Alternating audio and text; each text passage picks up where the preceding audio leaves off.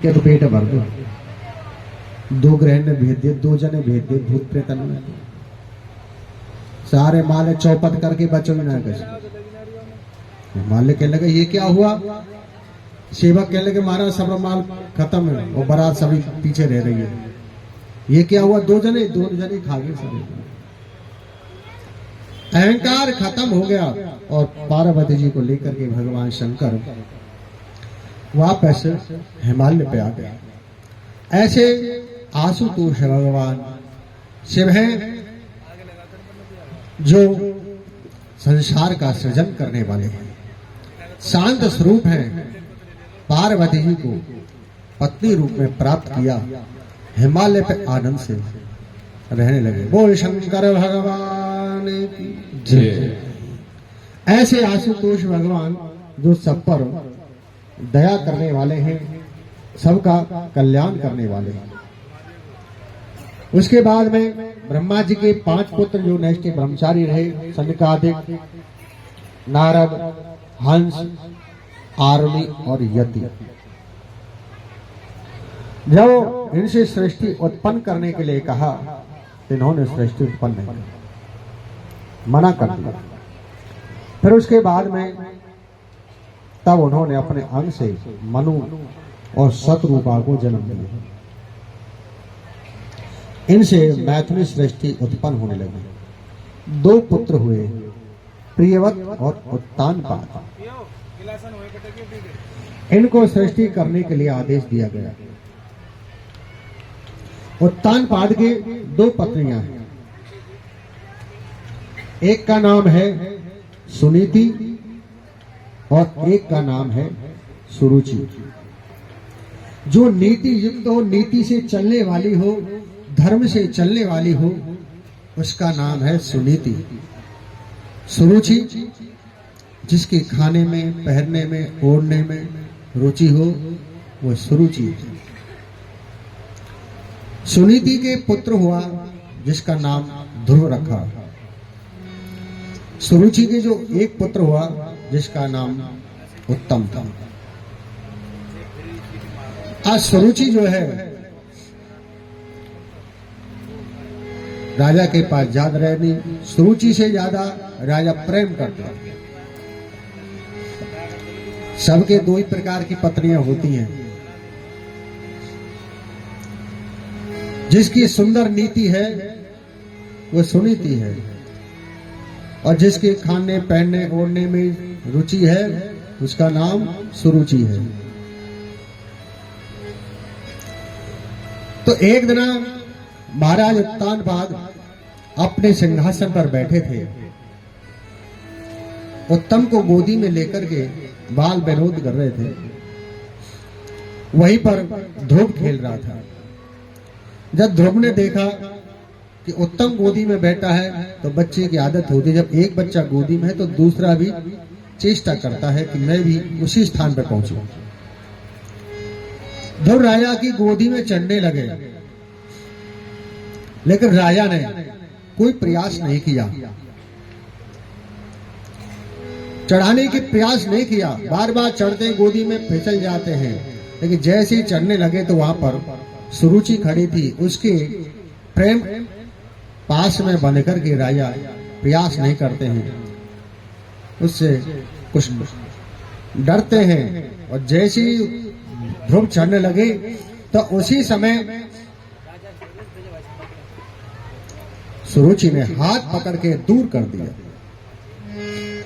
अरे तू कहां चढ़ जा, नैवस्व प्रतिष्ठम हमारो डिंगरति।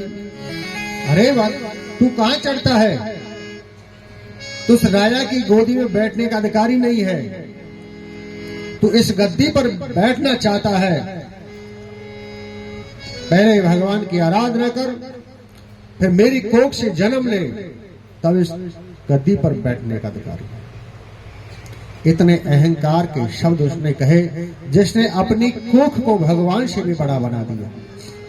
संसार में समझने का अंतर यही है साहब, हम समझ नहीं पाते। अनेकों ज्ञानी ज्ञान देते हैं, शास्त्र पुकारते हैं, संकेत मिलते हैं जीवन को सुधारने के लिए, लेकिन हम सुधर नहीं पाते। संकेत कुछ करते हैं हम समझते कुछ और है। हम उस तरह हैं जैसे एक व्यक्ति बेचारा सीधा साधा था, पढ़ा लिखा तो था नहीं, लेकिन भाग इतना तेज था, पढ़ी लिखी बहू आ गई, अच्छी पढ़ी लिखी आ गई, शहर की वैसे आ गई। लेकिन जब पढ़ी लिखी आ गई, शादी हो गई, तो माँ ने कहा बेटा ऐसा कर, ससुराल चलो जा और अपनी बहू ले आ। काफी दिन हो गए, सीधा साधा वैसे बेचारा पढ़ा लिखा नहीं था। उससे कहा जा बहू लेके आ। मैया ने कहा ठीक है मैया जा रहा हूं, लेकिन बेटा ऐसा करियो कि कहा कि खाली हाथ ना जाए करें, ससुराल में जा कुछ फल सब्जी ले जाइयो। ठीक है मैया सब्जी ले जाऊंगा, और लेकिन देख तेरो ना तो ऊंचो है, तो ऊंची जगह पे बैठी हो, पहली बार जा रहा हो, पहले ही समझा के भेज रही हूँ, ऊंची जगह पे बैठी हो, और बड़ी ससुराल में तरीके से रहे, अचक पचक बड़ी धीरे धीरे चलियो कि ये गावन की तरह तेज भगे, और बड़ा मीठो बोलियो कि हो मैया चिंता मत करो, ऐसे ही करो। चल दिए सब, बाजार में पहुंचे तो बात याद आ गई, मैया ने कही कुछ खाली हाथ मत जाइयो, कुछ सब्जी ले जाइयो, फल सब्जी। वहां फल सब्जी देख मिले को कुछ भी ना मिलो तो कहा मिले, यानी सोची ये हरी हरी सी सब्जी है, करेला ले लिए, 1 किलो करेला ले लिए, और काली थैली में, दुकानदार बड़ी होशियार है, काली थैली रखते पन्नी, सड़ो किलो कैसे रख दे, गांठ लगा के दे दे बेटा, आप गांठ और ना बोले फाड़नी पड़े पन्नी, तो लौट के तो वापस नहीं आए, दिखेंगे है ना। काली पन्नी में 1 किलो करेला ले गए। ससुराल में पहुंचा तो छोटे छोटे बच्चों की आदत है, काई को जीजा आयो, काई को फूफा आयो, बच्चे खुश हो गए, फूफा केला लायो होएगो, फूफा केला लायो होएगो, अमरूद लायो होएगो। भग करके पन्नी पकड़ी और पन्नी खोली तो देखे तो वहां में करेला। बच्चे पूछे मम्मी ये कौन सा फल है? मम्मी ने देखे बेटा ये तो करेला है, ये तो कड़वो लग रहा, हम तो समझ रहे फूफा केला लाए हो, ये तो करेला लाया।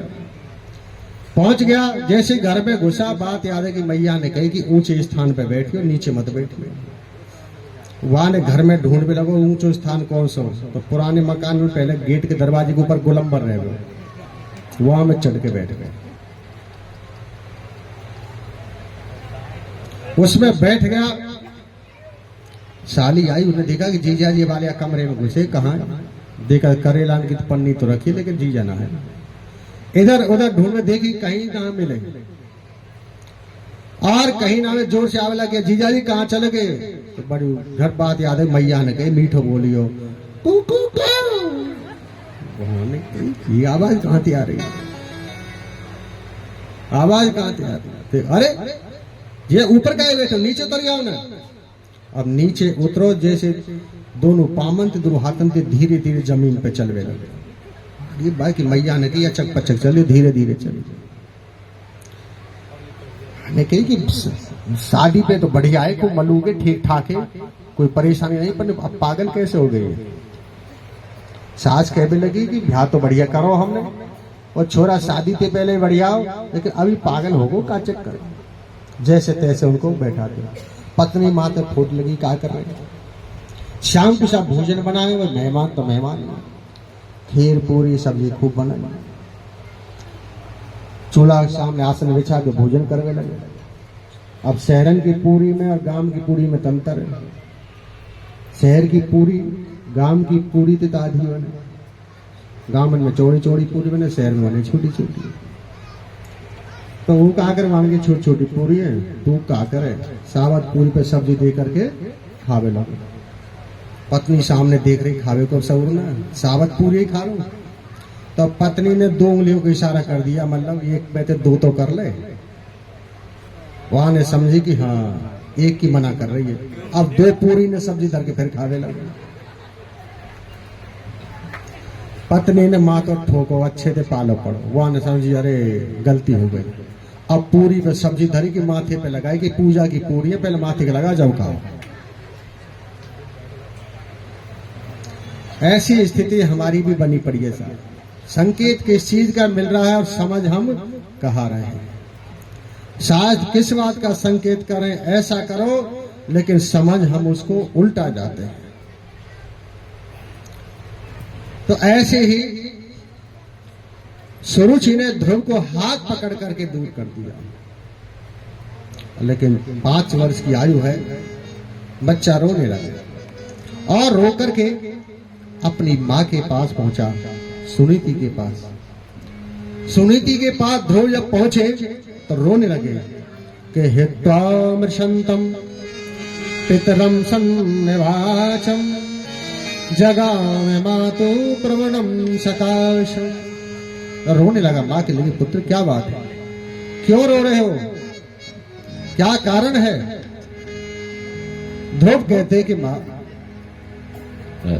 मेरी उस बेमाता ने मुझको ऐसे कट वचन कहे, मुझको अपमानित कर दिया है। मैया कहने लगी, बेटा रोने की क्या जरूरत है, मां तो माई है। हरि और कहे ध्रुवराज, मैया मोय मौसी ने